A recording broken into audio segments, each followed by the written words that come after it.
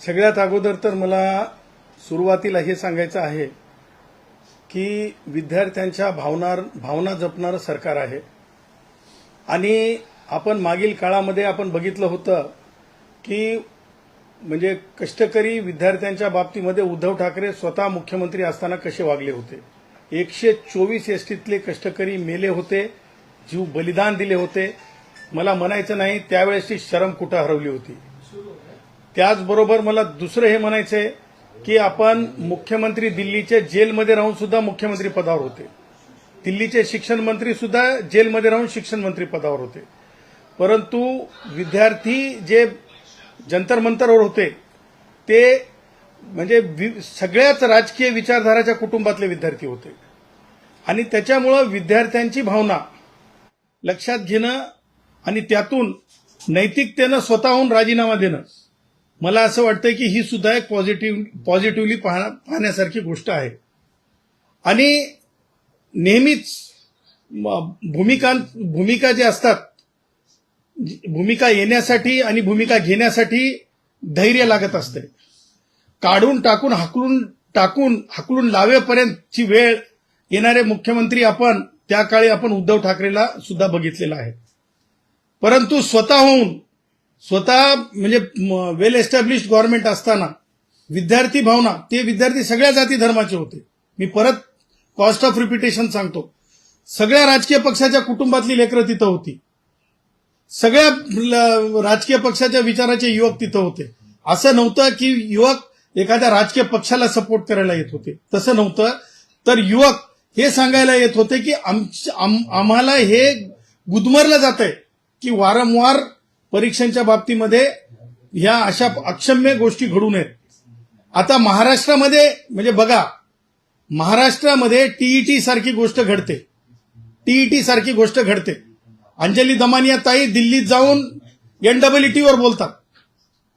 टीईटीच्या बाबतीमध्ये उद्धव ठाकरे, राज ठाकरे किंवा अंजली दमानिया, म्हणजे शिक्षकांचा प्रश्न यांना दिसत नाही की यांची झोप उडत नाही।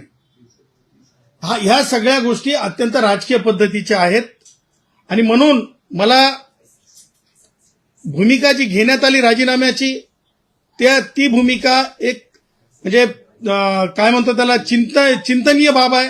येणाऱ्या काळामध्ये म्हणजे अकाउंटेबिलिटी आता जी आहे ती विशेष न्यायालय स्थापन झालेलं आहे, विशेष न्यायालयाकडे जलदगती न्याय आहे, त्याच्यामुळे त्या निर्णयानंतर अकाउंटेबिलिटी लक्षात येईल आणि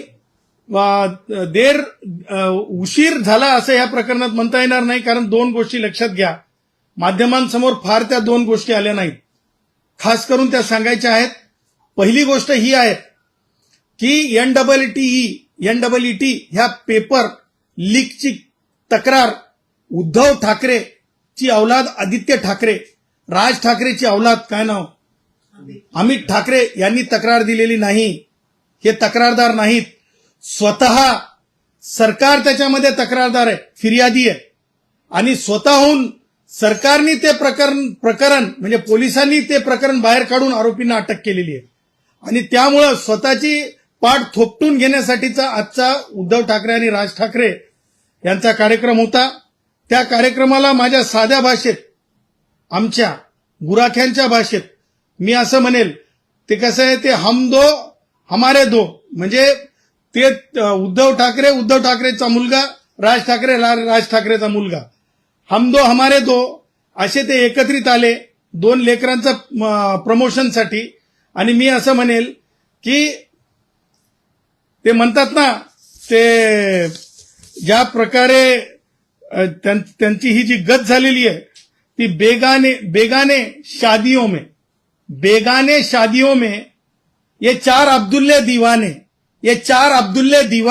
बेगाने शादियों में ये चार अब्दुल्ले दीवाने अशी यांची गत झालेली आहे। आणि म्हणून मला आपल्या समक्ष हे काही मुद्दे मांडत असताना म्हणजे राजीनामा केंद्रीय शिक्षण मंत्र्यांचा जो झालेला आहे तो विद्यार्थ्यांच्या भावनांच्या आधारे झालेला आहे। मला असं वाटतं की कायदेशीर दृष्ट्या येणाऱ्या काळात आपल्याला तो मुद्दा समजेल आणि कायदेशीर दृष्ट्या म्हणजे NEET स्वतंत्र आस्थापन असल्यामुळे कायदेशीर दृष्ट्या मला असं वाटतंय की केंद्रीय शिक्षण मंत्र्यांचा त्याच्यामध्ये फार कमी रोल असू शकेल. आणि म्हणून मला त्या पुढे जाऊन असं म्हणायचं आहे की 2002-03 मध्ये त्यावेळेस उद्धव आणि राज ठाकरे, म्हणजे तुम्हा पत्रकारांना अनेकांना ती बाब माहीत नसेल, म्हणून मला तुम्हाला सांगायचंय की 2002 आणि 2003 मध्ये फार मोठं आंदोलन झालं होतं.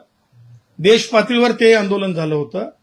ते आंदोलन म्हणजे खाजगी वैद्यकीय महाविद्यालयांमध्ये जी भरमसाठ फीस वाढ झाली होती आणि त्याच्यामध्ये गरिबांसाठी संरक्षण असणाऱ्या जागा नव्हत्या, म्हणजेच आरक्षण असणाऱ्या 50% जागा. त्या आंदोलनामध्ये ते आंदोलन म्हणजे मी सुद्धा त्या आंदोलनाचं नेतृत्व केलं होतं आणि ती सुरुवातही मी केली होती. आणि त्या आंदोलनाची झेप एवढी मोठी झाली होती, देशभर ते पसरली होती. त्यावेळेस सुद्धा उद्धव ठाकरे आणि राज ठाकरे कदाचित त्यांच्या आयुष्यातलं पहिलं सार्वजनिक विद्यार्थ्यांसाठीची ती बाब होती. ते मध्ये आले होते, पण ते सुद्धा तिथं सुद्धा ते बोट घालण्यासाठीच आले होते.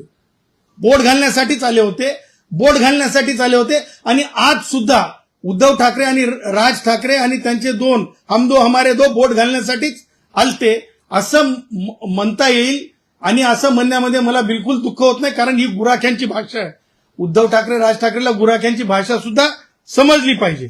आणि म्हणून मला ह्या प्रसंगी पुढे जाऊन असं म्हणायचंय की राज ठाकरेच्या पोराचा पोरकटपणा आपण मागे पाहिला, ह्याच आंदोलनामध्ये पाहिला.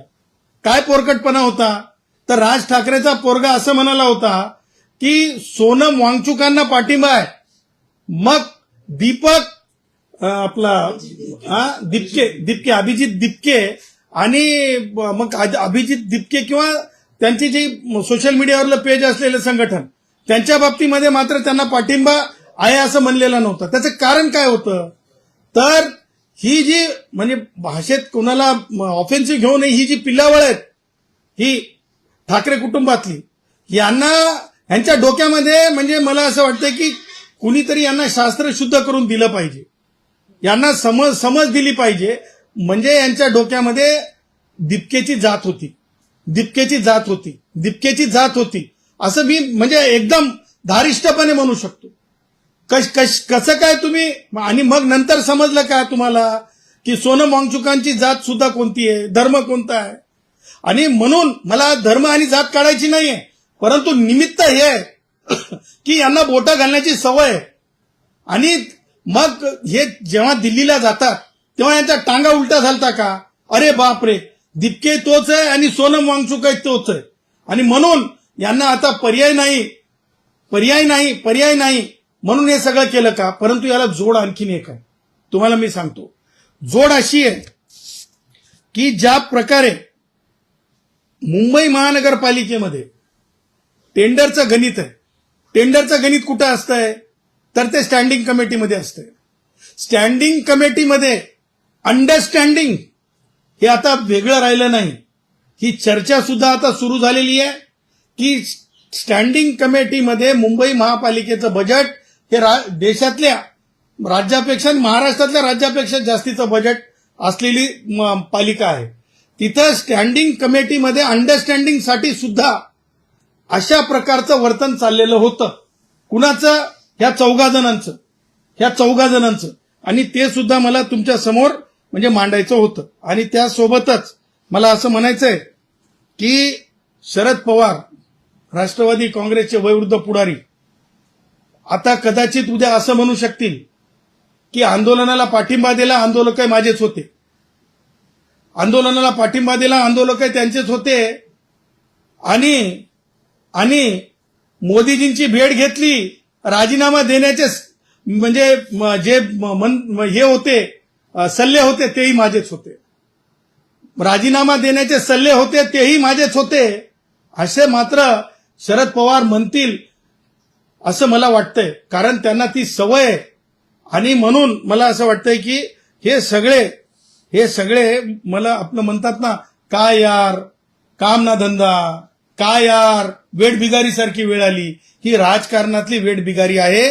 आणि ही राजकारणातली वेठबिगारी मुलांच्या भावनांवर स्वार होऊन मुंबई पालिकेच्या टेंडरपर्यंत ही जर पोहोचत असेल तर ही नैया त्यांची पार होऊ शकत नाही. म्हणजे स्टँडिंग कमिटीची जी आहे अंडरस्टँडिंग सुद्धा फिसकटलेली आहे. हे आंदोलन होऊन सुद्धा फिसकटलेली आहे. त्या पुढे जाऊन मला आणखीन एक गोष्ट मांडायची आहे आपल्या समोर.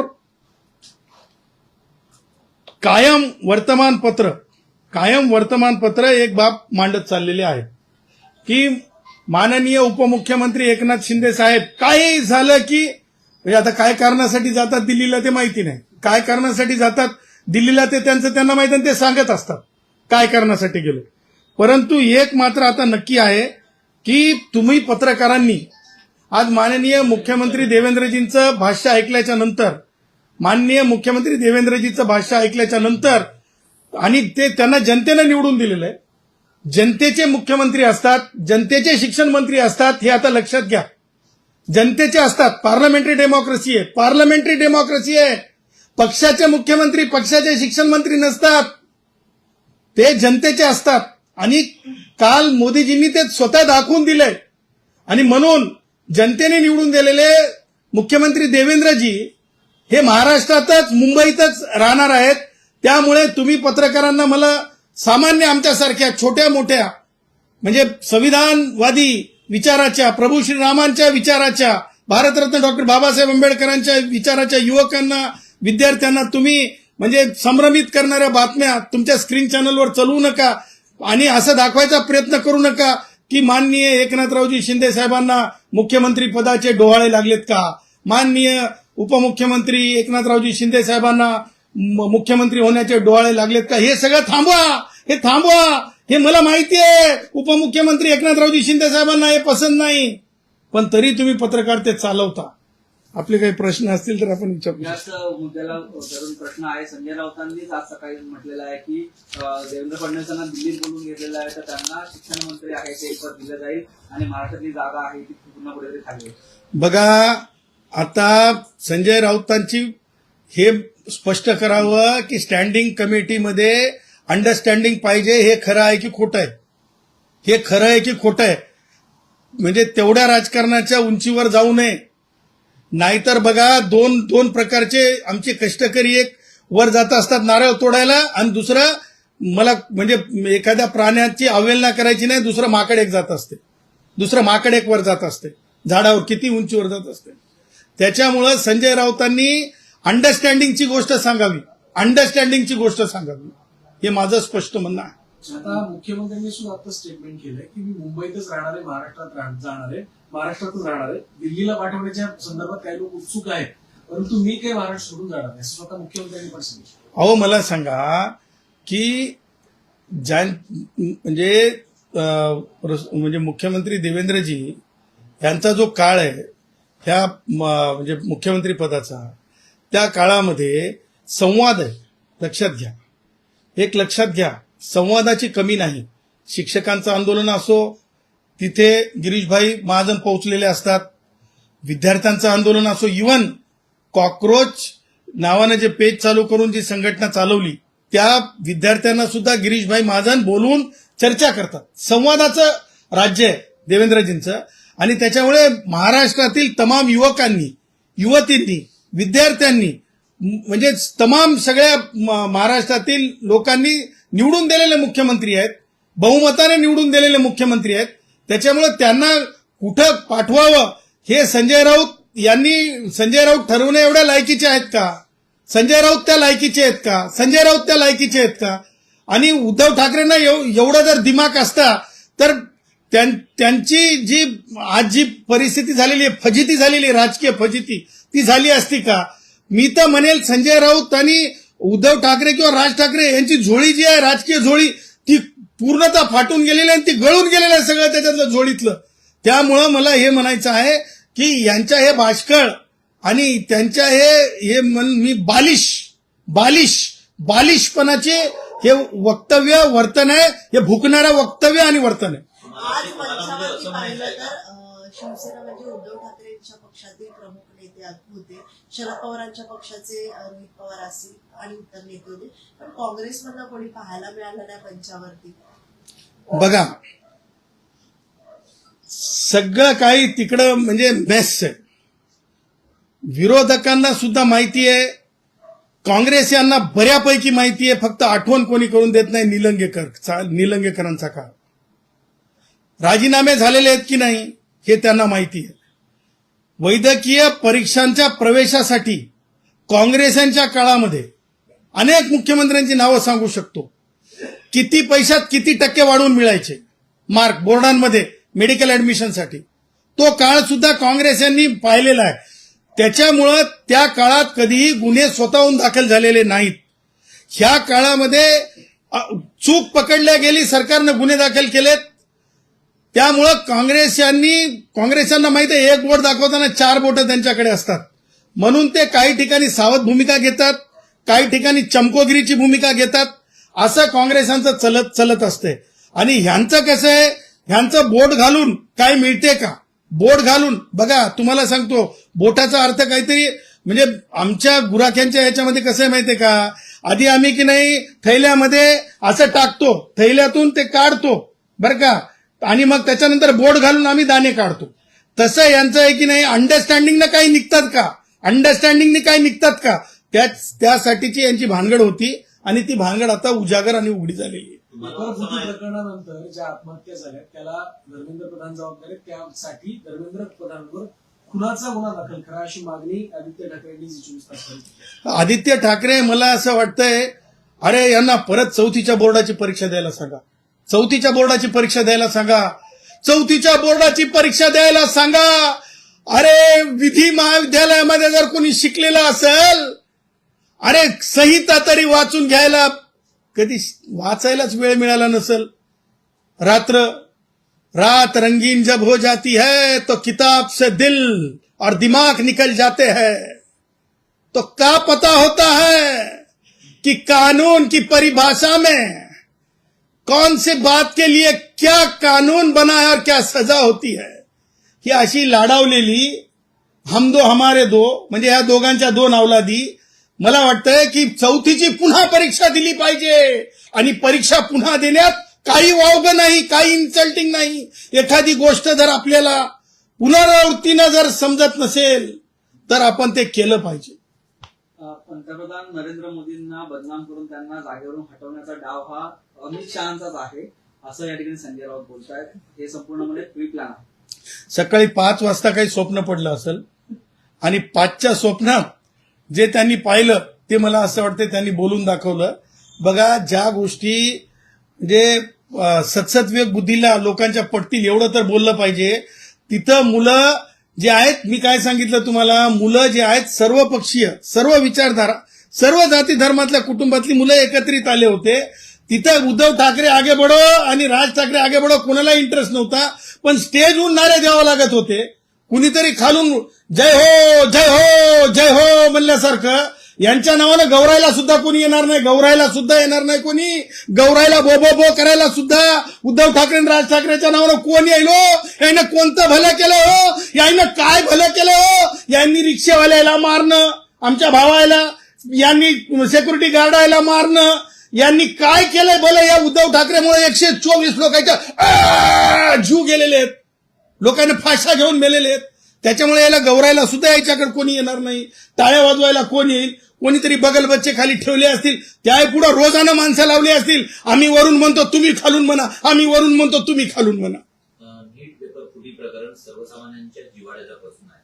तुम्ही ज्या प्रकारे ठाकरेंचा उल्लेख करता, तुम्हाला असं वाटतंय का की ठाकरे राजकीय संधी शोधत आहेत? हे राजकीय भिकारपण आहे.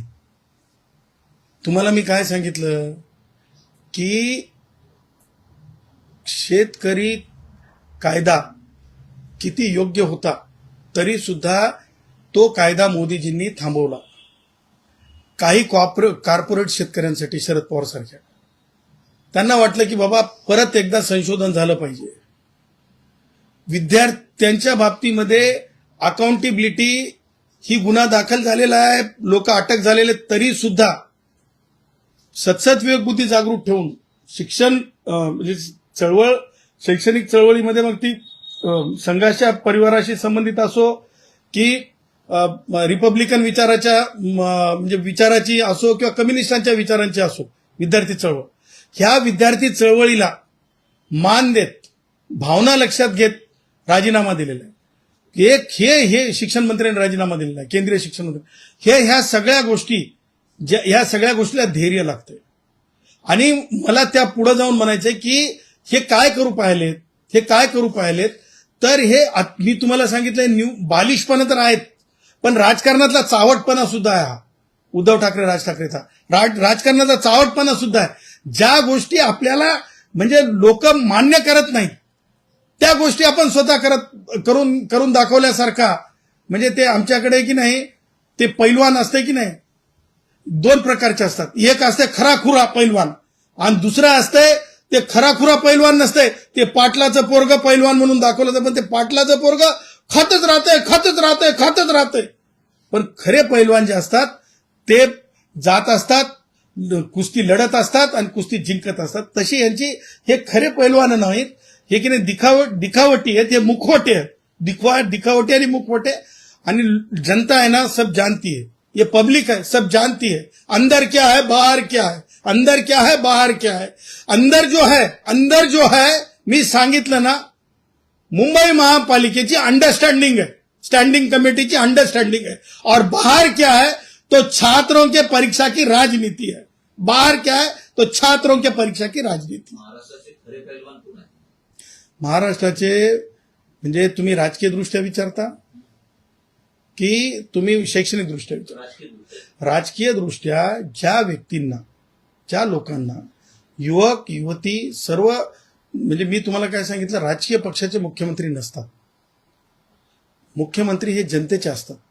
त्याच्यामुळे देवेंद्रजी हे वैचारिक बलशाली आहेत, चिंतनानं बलशाली आहेत आणि ते म्हणजे बाष्कळ भाष्य न करणारे आहेत.